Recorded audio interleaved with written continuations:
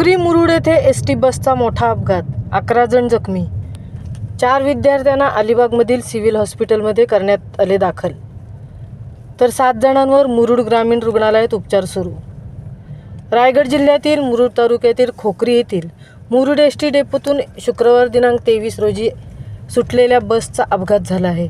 या बसचा खोकरी वळणावर अपघात होऊन 11 शाळेतील विद्यार्थी जखमी झाले आहेत. ही बस MH14BT1592 मुरुड डेपोतून सकाळी 7:20 सुटली होती. परतीच्या प्रवासात या बसचा अपघात झाला आहे. बसमध्ये एकूण 15 विद्यार्थी होते.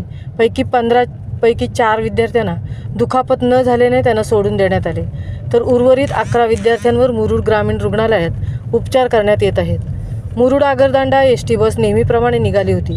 तीच गाडी सकाळी आगरदांड्यावरून 8 वाजता सुटली, तेव्हा बसमध्ये 15 शालेय विद्यार्थी होते. ही बस मुरुडच्या दिशेने येत असताना खोकरी या ठिकाणी वळणावर एसटी चालकाने जोरात ब्रेक दाबल्याने गाडी घसरली आणि मोठ्या झाडावर आदळली. यात 11 विद्यार्थी जखमी झाले. हे सर्व 15 विद्यार्थी अंजुमन इस्लाम हायस्कूल आणि डिग्री कॉलेजचे होते.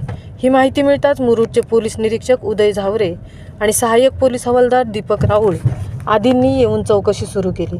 तसेच अंजुमन इस्लाम हायस्कूलचे प्राचार्य जाहिद गोठेकर, चेअरमन रहीम कबले, डिग्री कॉलेजचे प्राचार्य डॉक्टर साजिद शेख, ऋषिकांत डोंगरीकर, आगरदांडाचे सरपंच आशिष हेदुळकर, श्रीकांत सुर्वे, कुणाल सतविडकर, रुपेश जामकर, जखमी विद्यार्थ्यांचे पालक आदींसह सर्वांनी विद्यार्थ्यांना धीर देण्याचा प्रयत्न केला.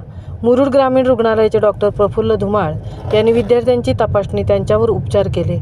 त्यापैकी इब्राहिम सवाईल 7वी, आयेशा कादरी 13वी, नभा गजगे 12वी आणि सामिया स्वारी 11वी यांना पुढील उपचारासाठी अलिबागमधील सिव्हिल हॉस्पिटलमध्ये दाखल करण्यात आले आहेत, तर 7 जणांवर मुरुड ग्रामीण रुग्णालयात उपचार सुरू आहेत.